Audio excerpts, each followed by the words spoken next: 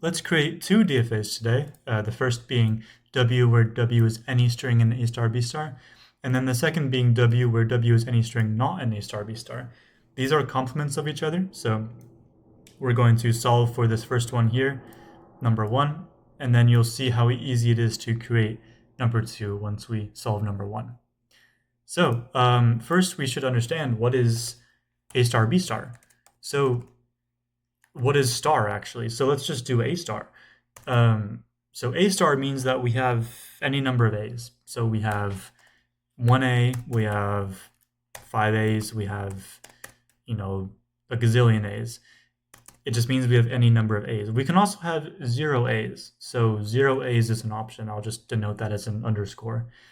So knowing that, what is A star B star? Well, A star B star means that we have any number of A's followed by any number of B's. So that would typically look like some A's and then some B's. It can be AB, it can be no A's and then a bunch of B's, or it can be a bunch of A's and then no B's. We can have any combination of this that we'd like. Just any number of A's followed by any number of B's. That's what A star B star means.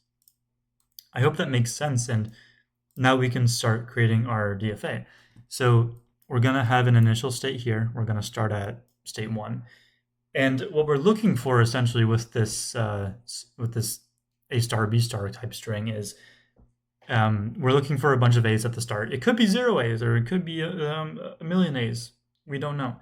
So we're just going to loop on A. But it could also be a B at the start. As we see here, it could just be B, but that's okay.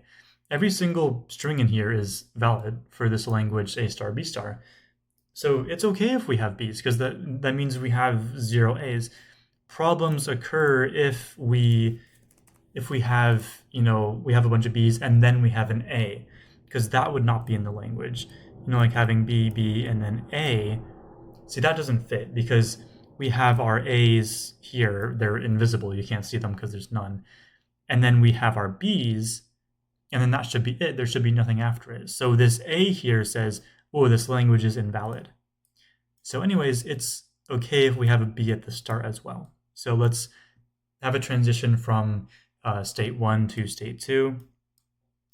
So on state 2, what are we going to be happening? Well, state 2 is essentially when we have our first B. So we can think of this as this B right here. Now, what do we do when we're on this B right here? Well, we just keep looking for B's. So we can loop on state 2. We can loop on its own. And we keep looking for B's. And remember what happened when we had BBA. Once we hit that A, we knew that the language was no longer valid. So therefore, once we hit an A, then we can see that the language is no longer valid. That's a big clue that indicates that state 3 is going to be our dead state, meaning that we're not going to accept if we reach this state here. So that's kind of the concept here. We look for 0 to any number of A's, and then on a B, then we look for any number of B's. But then if we find another A afterwards, then we know something's wrong, and then we have to reject it. However, in a DFA, we need every single state to have both an A arrow and a B arrow. So let's check our DFA here to make sure it satisfies that. On state 1, we have an A arrow and a B arrow. On state 2, we have a B arrow and an A arrow. On state 3, we have no arrows. So on state 3, if we reach this state, then we know that it's a dead state. We can't accept because we've already failed the criteria. So we're just going to loop on everything. We're going to stay here. Perfect. So that would be like if we have BBA and then we keep adding letters. It doesn't matter because we already failed here. Like nothing past this A matters anymore because we've already failed. So what are our accept states? So once we reach state 3, that means that our string is not in A star B star as we've shown above. So therefore, anything else should be an accept state. So we have states 1 and states 2 as our accept state. Now this works because, say, I was using a bunch of B's before, but what if we had a bunch of A's? What if we had, AAA, well, we'd stay in place, we'd follow the arrows, loop on A 3 times, and then we'd stay here. That's still valid for A star, B star, because we have any number of A's followed by any number of B's. You can't see them because it's 0 B's, but 0 B's is still any number of B's, it still counts. So that language is still valid. It's just not valid if we have, A, B, and then some other stuff after.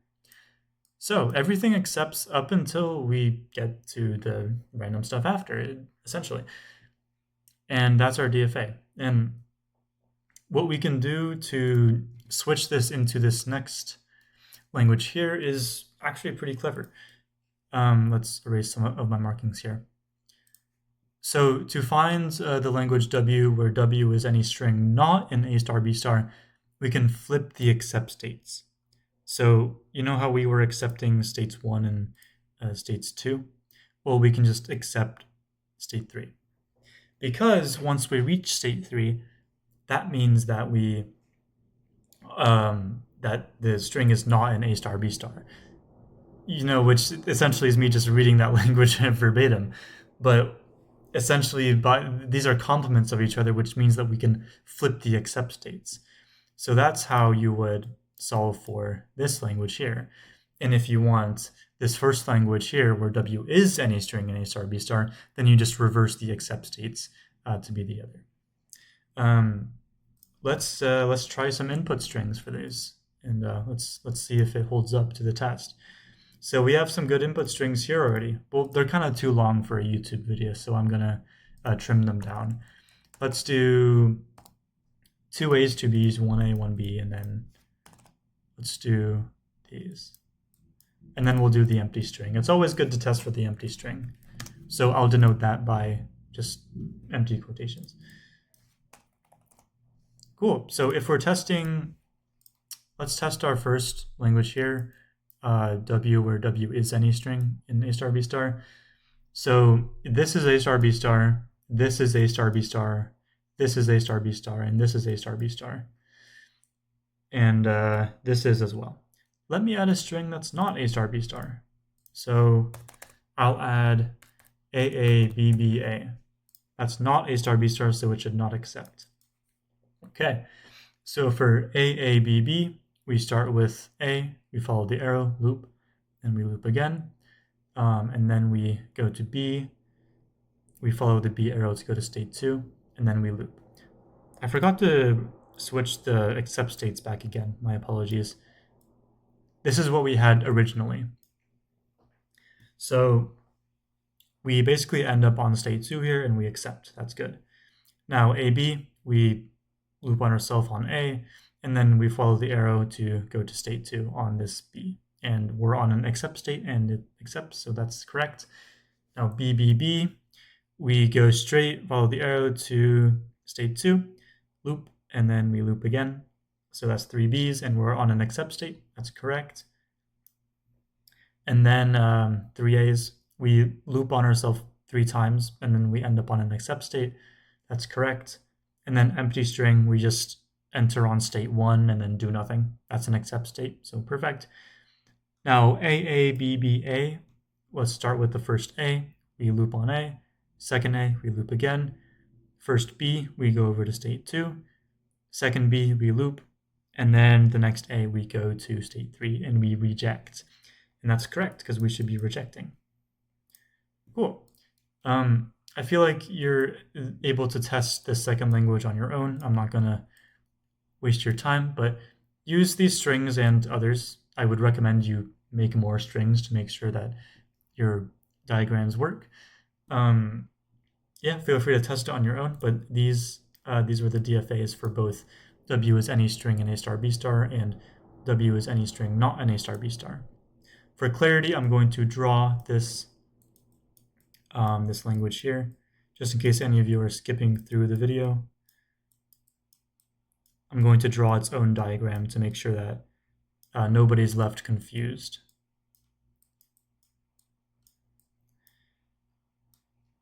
So remember, I just copied the diagram from above, and then I'm just going to flip the accept states. So now state 3 is the except state. And now I'm going to underline this in red. So now you know which corresponds to which. Cool. I hope this helped, and I hope it made sense. If you have any questions, feel free to comment down below, and I'll try to answer. Cool. Have a good day.